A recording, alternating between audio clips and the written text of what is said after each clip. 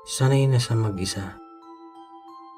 Pero ang totoo, wala namang nasanay sa pangungulila. Wala namang nasanay sa Paskong mag-isa. Wala namang nasasanay sa gabing tahimik pero mabigat ang dibdib. Habang ikaw ay mahimbing na natutulog, sila ay gising pa. Naglilinis, babanday, nag-overtime. Habang ikaw ay nagbibilang ng huling segundo ng taon, sila ay nagbibilang ng oras kung kailan matatapos ang kanilang trabaho. Hindi ba't para sa inyo lahat ng pinaghihirapan nila?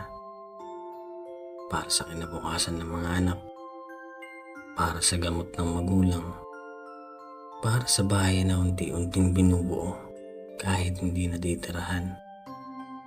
Kaya bago ka mag-ingay, bago ka magsaya, bago ka mag-toast, baka pwede mo munang itanong sa sarili, kamusta na kaya siya? At mas maganda kung itanong mo na hindi lang sa isip, kundi direkta sa kanya. Alam mo ba sa simpleng mensahe na, kamusta ka? May OFW na napapangiti. May OFW na napapaiyak. May OFW na biglang gumagaan ng pakiramdam. Dahil pakiramdam niya, nakikita siya, hindi lang bilang tagapadala, tagabayad, tagapasan ng responsibilidad.